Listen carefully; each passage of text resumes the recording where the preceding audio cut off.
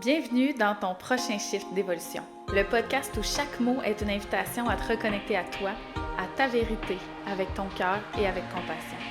Je suis Stéphanie Desharnais, accompagnante holistique, auteure et conférencière. Ici, on explore les transformations profondes, les élans du quotidien et les transitions de vie qui nous élèvent. Prépare-toi à ressentir, réfléchir et peut-être amorcer ton prochain shift d'évolution. Aujourd'hui, j'ai envie de te parler d'un sujet que j'ai abordé en story, puis la story a été effacée comme en dedans de 2 heures, je sais pas pourquoi. Et en dedans de 2 heures, j'avais déjà des réponses, puis je sais que ce message-là va toucher plusieurs parents d'ados, plusieurs parents tout court, parce que oui, ma clientèle, c'est les ados, mais vous le savez en fait que je m'adresse à tous les êtres humains qui sont en quête de devenir des meilleures personnes, de s'expansionner et de devenir justement, de shifter en fait qu'est-ce qui nous empêche cette prochaine expansion. Fait qu'aujourd'hui, je te parle de quel est le reflet des comportements de nos enfants chez nous comme parents. Du fait que comme parents, on a ce pouvoir-là d'impacter la relation et la dynamique familiale relationnelle. C'est un énorme pouvoir qu'on a. Et en même temps, il y a une dimension où je ne veux pas amener cette culpabilité-là et cette responsabilité-là unique sur le parent. Comprenez-moi bien, le parent a une responsabilité. Le parent peut changer, a le pouvoir parce que chaque personne qui fait partie de cette dynamique familiale-là a également le pouvoir. Tu l'entends un petit peu dans ma voix, je suis un petit peu enrhumée, je m'en excuse, ma voix n'est pas comme à l'habitude, mais mon message est tout aussi porteur et vient vraiment du cœur.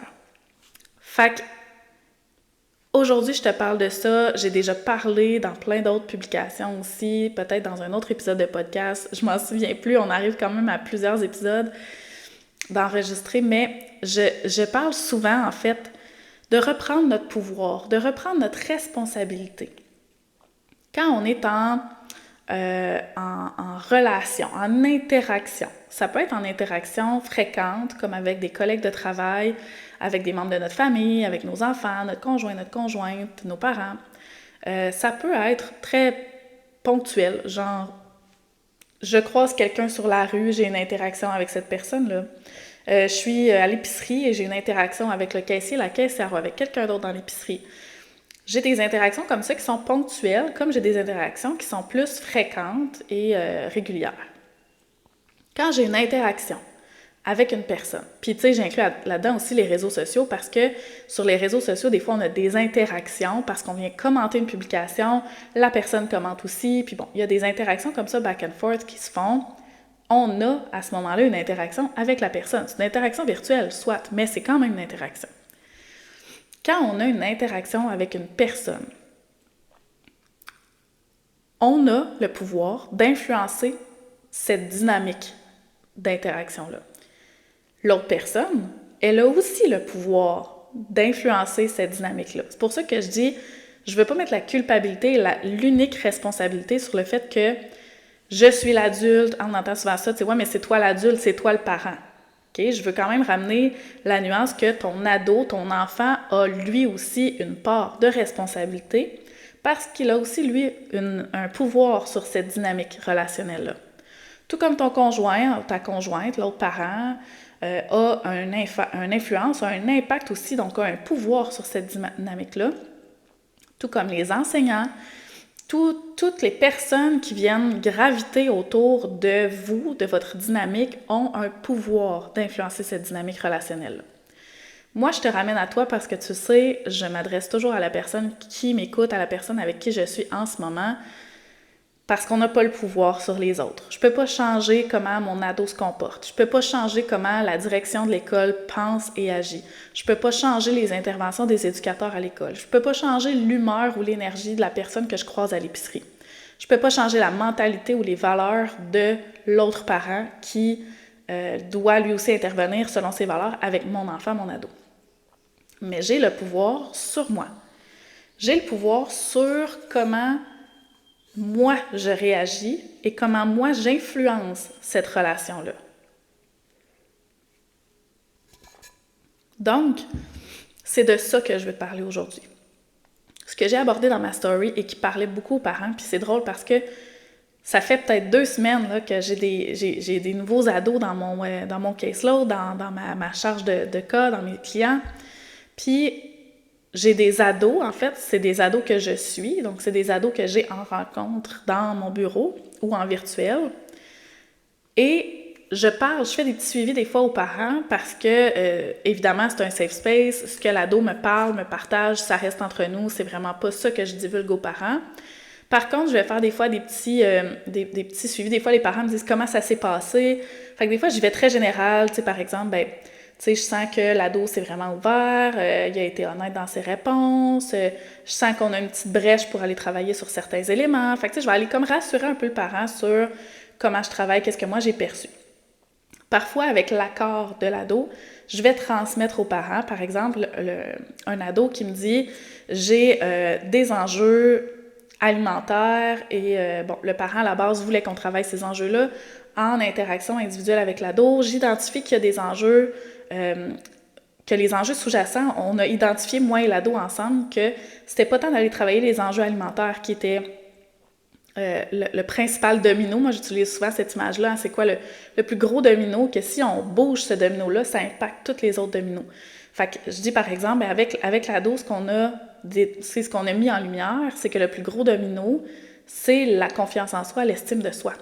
Donc, l'ado a une plus faible estime de soi, ce qui fait en sorte que se compare beaucoup et ça amène des pensées qui amènent des comportements alimentaires plus destructeurs parce qu'il veut reprendre le contrôle d'une certaine façon sur cette confiance-là en lui. Et là, quand je parle de ça avec le parent m'expose des éléments, puis je fais « c'est intéressant ce que tu me soulèves parce que j'identifie peut-être que chez toi, tu as cet enjeu-là d'estime, de confiance ou je vais vous donner un autre exemple. Un autre parent que j'ai eu en rencontre, c'était une rencontre familiale et pendant la rencontre, il y a un élément qui revenait souvent par rapport à des enjeux ce parent-là avait elle-même vécu dans sa famille à elle quand elle était plus jeune. Et là, ensemble, on a comme fait, tu sais, si cet élément-là revient souvent, je sens que ce que tu as vécu dans le passé influence aujourd'hui comment tu es avec tes enfants et peut-être ça peut être un élément que si on va travailler cet élément-là ensemble, ça va impacter la dynamique relationnelle. J'ai beau travailler avec tes enfants sur l'enjeu sur lequel que tu me présentes, par exemple sur, je sais pas moi, le respect des consignes, bien, si tes enfants, toi, tu travailles cet enjeu-là, là, je vous donne un exemple complètement fictif, là, c'est pas ça qui est arrivé, mais par exemple, si toi, comme parent, tu as toujours eu de la difficulté avec l'autorité, tu as senti que tes parents t'imposaient beaucoup, t'obligeaient à faire des choses, que tu t'es senti restreinte dans ce modèle éducatif-là, et tu arrives aujourd'hui avec des enfants qui ne respectent pas les consignes, ça vient te challenger, ça vient te déclencher parce que tu as l'impression d'être encore dans cette posture-là où est-ce que tu t'es obligé. Et puis là, tu fais comme, hey, c'est moi aujourd'hui le parent, c'est moi qui décide, c'est moi qui t'impose des règles, c'est à toi de m'écouter. Même si consciemment, le parent se dit, moi, je ne veux pas reproduire ce que mes parents ont reproduit avec moi, je ne veux pas refaire ça avec mes enfants. Inconsciemment, il y a une partie de toi qui est encore là et qui dit « c'est pas vrai que les autres vont avoir le dessus sur moi. C'est pas vrai que les autres vont m'obliger à faire quelque chose que je veux pas. Moi, je vais faire ce que je veux. » Donc, quand tes enfants n'écoutent pas ce que tu leur demandes, pour toi, c'est une entrave à ton autorité et là, ça te fait réagir, ça te fait déclencher. Fait que oui, j'ai beau aller travailler avec tes enfants, le respect des règles, mais si toi et moi, on ne travaille pas cet enjeu-là que tu as en lien avec l'autorité qui t'a été imposée quand tu étais enfant, bien, la dynamique risque de rester quand même un peu présente. Elle peut s'atténuer parce que je te rappelle que tes enfants ont un rôle, ont une responsabilité à jouer dans cette dynamique relationnelle-là. Fait que, je sais pas si tu vois où ce que je veux en venir. Je veux en venir au fait que si tes enfants, ton ado, a un comportement qui te fait réagir, qui vient te chercher, qui vient peut-être activer des peurs, qui vient peut-être déclencher des valeurs. J'en ai parlé dans d'autres podcasts aussi de ça, qu'est-ce qui nous fait déclencher. Peut-être que si on va travailler ces enjeux-là chez toi, pas peut-être, si on va travailler ces enjeux-là chez toi, assurément que la dynamique relationnelle et familiale, elle va changer.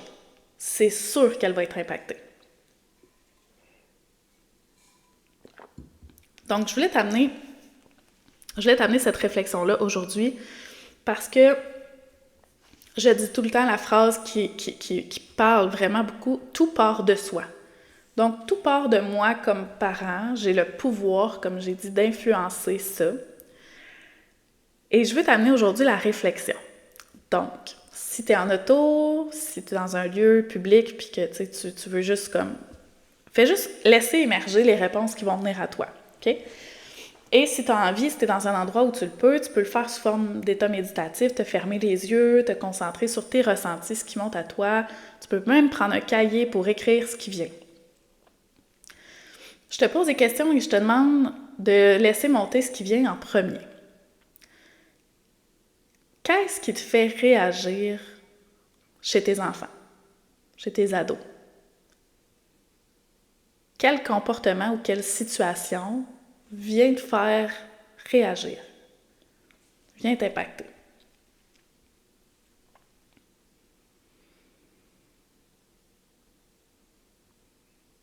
Et je te demande maintenant, tu peux faire pause si tu n'as pas eu le temps de répondre et poursuivre l'écoute ensuite. Je te demande maintenant, ce comportement-là, qu'est-ce qu'il vient déclencher chez toi?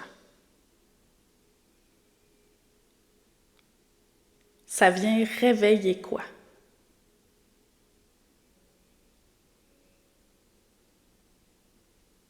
Qu'est-ce que ce comportement-là, cette situation-là, vient activer à l'intérieur de toi?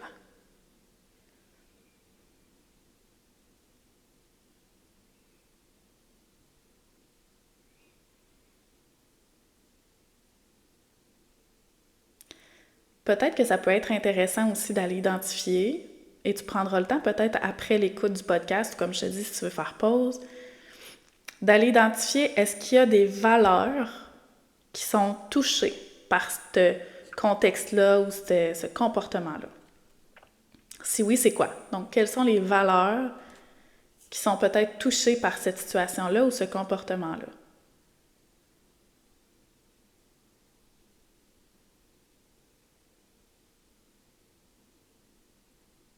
Et peut-être aussi, quelles peurs sont réveillées par ce comportement-là ou cette situation-là? T'as peur de quoi?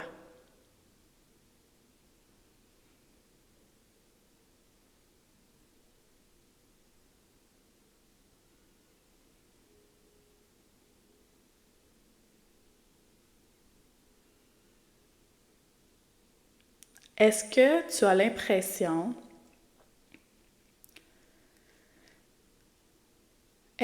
l'impression que ton enfant porte actuellement un bagage que toi-même, tu peux lui avoir transmis inconsciemment? Est-ce que tu penses que ce qui est caché derrière ce comportement-là, c'est peut-être le reflet de quelque chose que tu portes toi-même en toi?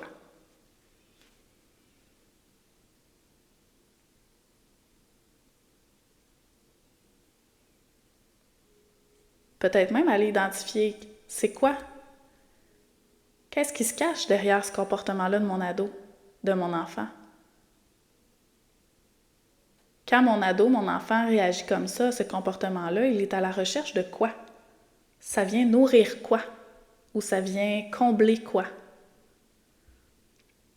Ça vient rassurer quoi? Peu importe. C'est quoi qui est derrière ce comportement-là?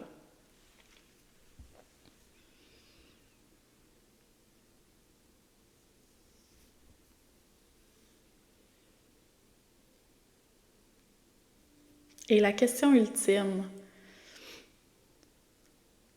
je te pose la question au je pour que tu puisses t'identifier. Qu'est-ce que je peux changer pour améliorer la dynamique relationnelle et familiale?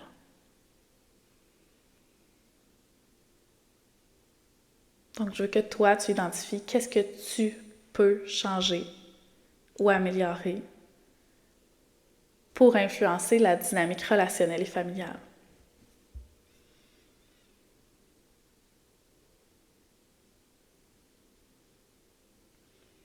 Et je veux surtout que tu répondes à toutes ces questions-là sans te juger, sans te culpabiliser.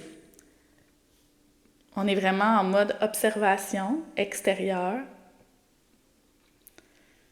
Donc, je veux que tu observes ce qui est là, ce qui a émergé de cet exercice-là. Peut-être noter à quel moment dans la séquence de l'épisode ça s'est passé, reculer, comme je dis, prendre un temps tout seul quand tu vas être chez toi, dans un environnement plus propice à ça, et revenir sur cette séquence-là pour vraiment prendre le temps de laisser émerger, parce que peut-être tu es dans un contexte au travail où tu marches ou peu importe, puis là tu dis, il y a des choses qui ont émergé, mais j'ai besoin de l'écrire, j'ai besoin de le mentaliser aussi. Avec ces questions-là, souvent, on laisse monter ce qui vient en premier parce que c'est l'inconscient qui parle. Et après ça, il y a le mental qui arrive, tu sais. Et c'est correct, il faut travailler avec les deux. Je dis tout le temps, il ne faut pas dire au mental d'arrêter, de se fermer la boîte, puis de se coucher, puis de se mettre à off. Le mental a besoin d'être là aussi pour nous aider à mentaliser et intellectualiser ce qui s'est passé dans notre corps, dans nos ressentis, faire des liens. Parce que là, tu as quelque chose qui a émergé, puis là, ton mental vient faire des liens conscients avec peut-être d'autres événements, ou peu importe. Donc, oui, le mental doit être là. Donc, on allie l'inconscient et le conscient, le mental. Et je suis curieuse de savoir qu'est-ce qui a émergé pour toi. Fait que si tu as écouté cet épisode-là et que tu as envie, viens m'écrire, viens me partager ce qui est monté pour toi.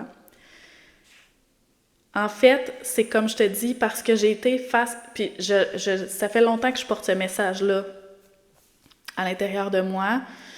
J'ai toujours travaillé avec les ados parce que j'ai une connexion spéciale qui se crée avec les ados. Et quand j'arrive à les aider, en fait, à mieux se comprendre, puis à mettre en lumière qu'est-ce qui se passe pour eux, eux aussi, comme je dis, ils reprennent ce pouvoir-là. Fait que je leur explique que, de la même façon, je leur explique, écoute, t'as pas le contrôle sur tes parents. Ça se peut que tes parents changent pas, que tes parents restent comme ça. Ça se peut que leurs valeurs restent les mêmes, que leur façon de t'éduquer va rester les mêmes, que leurs règles restent les mêmes. Mais toi, qu'est-ce que toi, tu peux changer pour être moins impacté de ça, de leur réaction, de leur comportement? Qu'est-ce que toi, tu peux faire? Qu'est-ce que tu as envie de faire pour améliorer la dynamique? Fait que je leur remets aussi ce pouvoir-là. Puis oui, il y a des... C'est pour ça que je disais tantôt, je veux enlever la culpabilité de « je suis le parent, je suis l'unique porteur de la responsabilité ». Non, parce que ton ado a, lui ou elle aussi, ses blessures. Ton ado a, lui ou elle aussi, besoin de shifter des choses à l'intérieur de lui ou d'elle. Donc, par exemple, un ado, je reviens avec l'exemple de tantôt, un ado qui a de la difficulté avec sa confiance en soi et que ça découle de ça des enjeux alimentaires, par exemple, bien, ces enjeux de confiance en soi-là reposent pas uniquement sur toi comme parent, là. OK? C'est pas parce que tu as dénigré ton enfant puis tu as toujours dit que c'était un moins que rien puis tout ça qu'aujourd'hui il n'a pas confiance en lui ou en elle. Ton enfant a vécu ses propres expériences aussi, là. Ton enfant arrive avec son propre bagage à lui ou à elle, sa propre personnalité. Oui, tu contribues à son éducation, à son développement, aux valeurs que tu lui transmets, mais c'est une personne à part entière. Fait qu'il y a des choses qui lui appartiennent aussi, là. C'est pour ça que je veux vraiment que tu comprennes la nuance que, oui, tu as une part de responsabilité dans cette dynamique-là, mais tout ne repose pas sur toi. Par contre, à partir du moment où, comme parents, on travaille des éléments sur nous, sur notre relation avec nos enfants, automatiquement, ça impacte la dynamique relationnelle. Ça, c'est clair. Tout comme ton ado qui travaille sa confiance en soi va impacter la dynamique relationnelle. Il va peut-être moins être en réaction quand tu vas lui dire des commentaires parce que là, il se sentira moins attaqué sur son ego, sa valeur personnelle. Et là, ça fait en sorte que tu vas peut-être plus prendre conscience que, il y a des bonnes capacités, tu vas mettre en lumière ses capacités. Tu vois, c'est vraiment tout ça, c'est un grand cercle. Tout est interconnecté. Et comme je dis, quand comme parent, on arrive à identifier ça, par exemple, je reprends cet exemple-là, si je dis aux parents, écoute, on travaille les enjeux d'estime de soi de ton ado parce que, oui, il y a des enjeux alimentaires, mais en fait, c'est une façon, c'est comme la partie visible du problème qui est, je cherche à reprendre le contrôle sur quelque chose parce que je sens qu'en dedans de moi, j'ai pas le contrôle sur qui je suis, je me sens perdue, je me sens déconnectée, je me sens pas bien avec qui je suis. Donc, c'est ma façon de me reprendre le contrôle pour pouvoir, justement, être moins insécure. Mais si on vient augmenter la confiance en soi, il y a moins d'insécurité. Donc, on a moins besoin de reprendre le contrôle. Donc, il y aura moins d'enjeux alimentaires, tu comprends? Et par exemple, si j'arrive et que je nomme ça aux parents, et que le parent fait « c'est drôle que tu me dises ça parce que je le sais qu'en dedans de moi, j'ai longtemps eu une pression de performance quand j'étais petite, je sentais que je devais être parfaite. Je porte en moi cette pression-là de perfection et de performance. Puis encore aujourd'hui, comme parent, peut-être pas au niveau du poids ou peu importe, mais je porte cette pression-là d'être un excellent parent, d'être un excellent conjointe, d'être un excellent employé. Donc, je réalise aujourd'hui que cette pression-là que je me mets, inconsciemment, je l'ai transmise à mon enfant. Vous comprenez? Donc, c'est le lien que je voulais faire aujourd'hui dans l'épisode. Je veux que tu repartes. En fait, je veux que tu m'écrives avec quoi tu repars de cet épisode-là. Qu'est-ce qui est venu s'allumer à l'intérieur de toi? Qu'est-ce qui est venu faire des petits shifts, des prises de conscience peut-être, une phrase que j'ai dite, un exemple que j'ai donné. Puis c'est pour ça que je donne souvent des exemples. Puis soyez rassurés, c'est souvent des exemples que je mélange de plein de cas. Donc, par exemple, je prends, tu sais, comme l'exemple des enjeux alimentaires, ben c'est tiré d'un cas, puis d'un autre, puis d'un autre, puis d'un autre. Fait que, tu sais, c'est comme plein de cas mélangés, interreliés ensemble. Donc, il y a pas rien, de toute façon, qui identifie personne. Et c'est tellement, pour vrai, c'est tellement généralisé. J'ai tellement de parents, tu sais, on parle des enjeux alimentaires, c'est un enjeu précis, mais on parle de confiance en soi. Je peux te nommer, je peux pas te nommer, mais je peux compter 5, 6, 10 clients que j'ai en ce moment, ados, que c'est ça que je travaille. Si je te parle d'enjeux de gestion des émotions, ben autant les ados que les parents, c'est quasiment la totalité de mes clients en ce moment. Puis, c'est pour ça que j'ai choisi de travailler avec les ados aussi, parce qu'il y a des parents, parfois, et c'est peut-être ton cas, il y a des parents, ben pas ton cas, mais le cas de l'autre parent, il y a des parents qui ne voient pas leur part de responsabilité dans cette dynamique relationnelle-là. Il y a des parents qui, pour eux, c'est l'enfant le problème. C'est l'enfant qui écoute pas, c'est l'ado qui est rebelle, c'est l'ado qui fait des mauvais choix, c'est ça. C'est comme c'est l'ado qui devrait se contrôler. Et je veux pas pénaliser ces enfants-là, ces ados-là. Fait que c'est pour ça que j'ai toujours misé sur le fait que j'accepte de travailler avec les ados, même si je sais que quand je travaille avec le parent, on a toutes les ressources gagnantes. Là, on a accès à tout parce qu'on a accès à tous les acteurs qui font partie de cette dynamique-là. Donc, si chaque acteur reprend son rôle et sa responsabilité dans la dynamique relationnelle et familiale, on a... J'aime pas ça parler de chances de succès ou de réussite parce que c'est pas ça le point, là, mais on a clairement des effets visibles, concrets de ce changement de dynamique relationnelle-là. Vraiment. Vraiment. Puis quand je travaille avec les ados, ben eux ressentent les changements. Les parents, des fois, me disent qu'ils voient et observent des changements aussi. Puis quand je travaille avec le parent, ben le parent ressent des changements, voit des changements. Puis si je questionnais l'ado ou l'enfant, il me dirait qu'il a vu que son parent il avait changé sa façon de réagir ou d'intervenir aussi. Donc, c'est comme si on est une équipe de soccer, puis que je disais...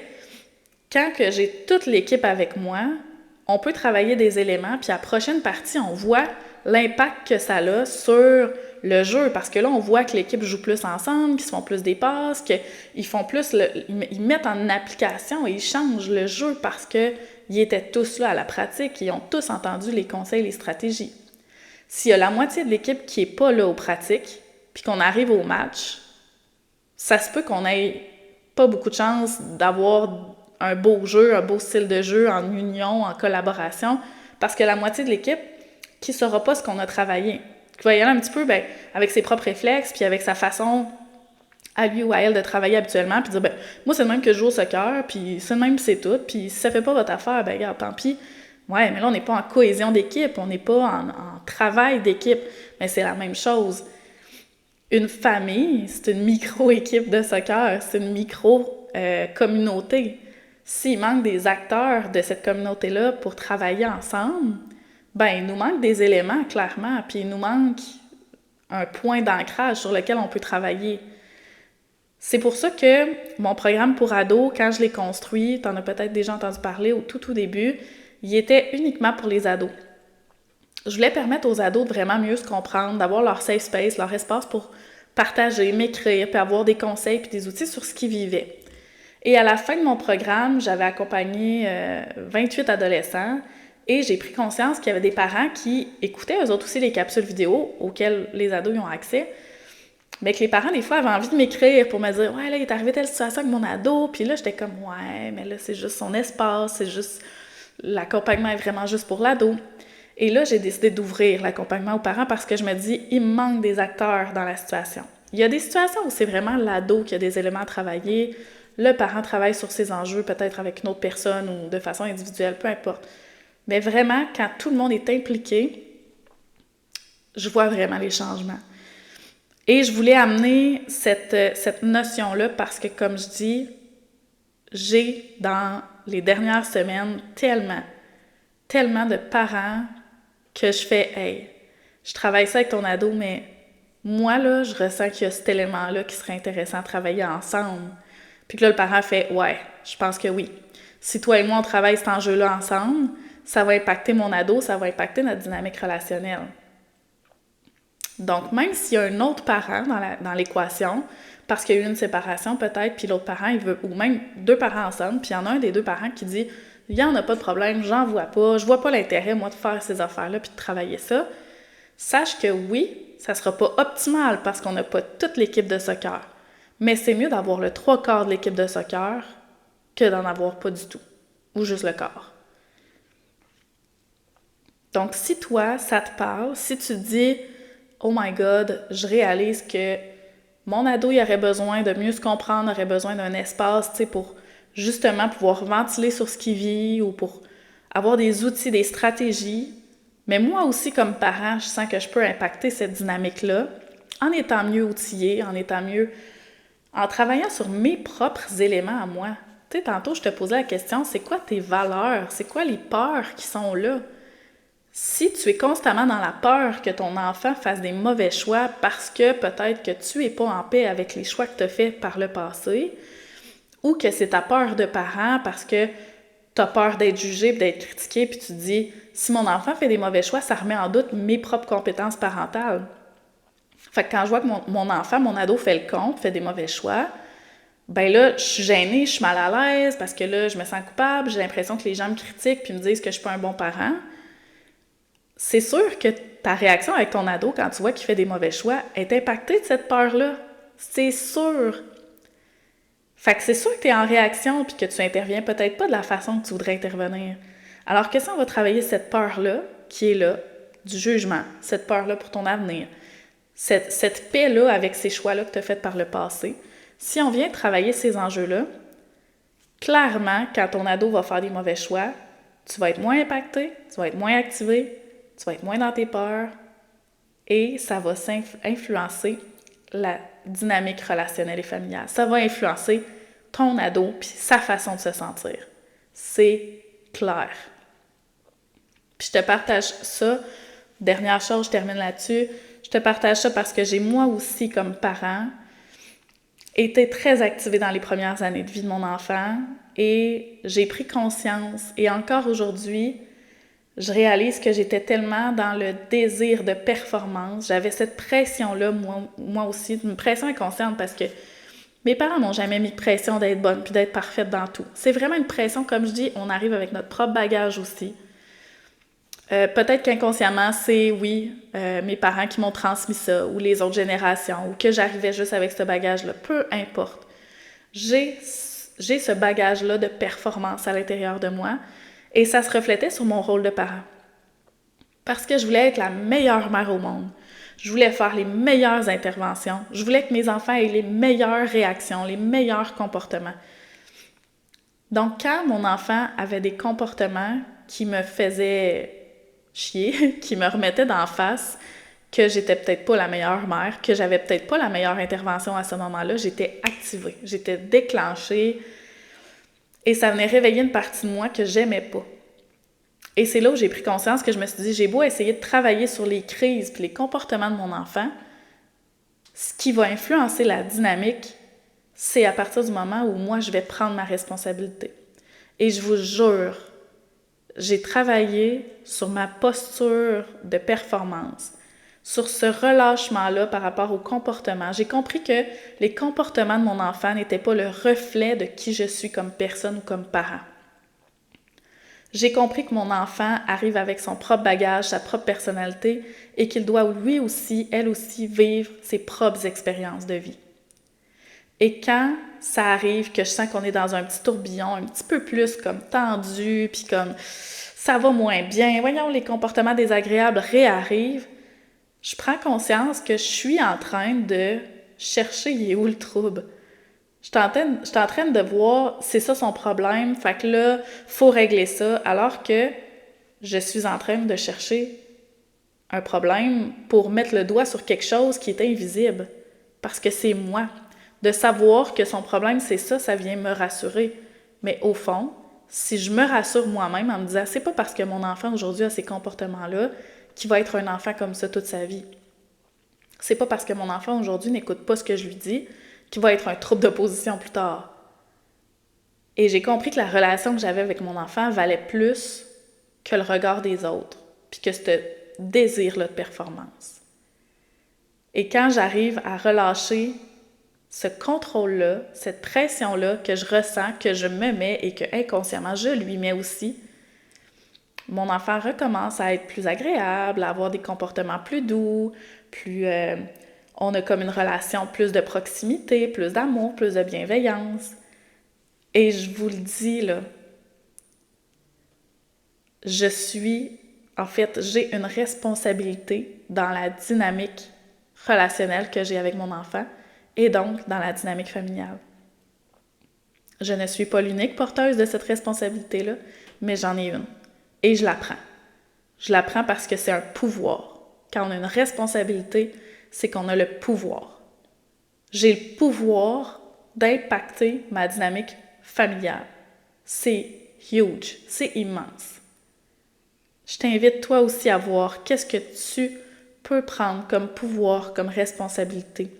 Qu'est-ce qui appartient à la responsabilité de l'autre? Qu'est-ce qui est dans son bagage de vie, ses expériences, sa personnalité? Qu'est-ce qui appartient à l'autre et qu'est-ce que moi je peux faire pour impacter directement la relation ou la dynamique familiale? Et je répète, si tu écoutes cet épisode et que ça fait résonner des choses en toi, viens m'écrire.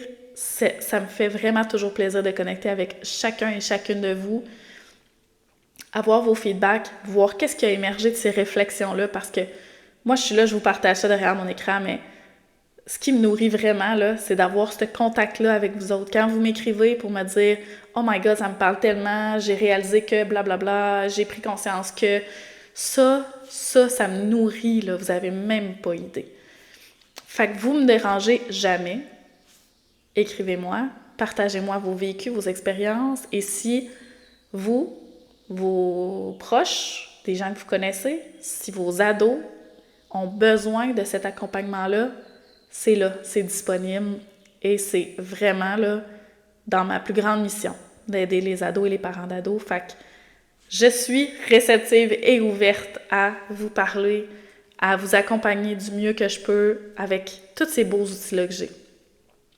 Fait que je te laisse là-dessus, sur ce bel épisode-là de Retour à soi, comment moi j'ai le pouvoir d'impacter cette dynamique relationnelle-là. Et on se revoit pour un autre épisode de podcast. J'ai une belle liste de sujets, mais pour de vrai, j'y vais vraiment au gré du vent, avec le flow, avec qu'est-ce qui est là, qu'est-ce qui est présent dans l'air en ce moment pour moi. Et c'était ça aujourd'hui qui était présent. Fait que je voulais te partager ces éléments-là. Donc, je te souhaite une belle et douce journée et on se reparle super bientôt. Salut!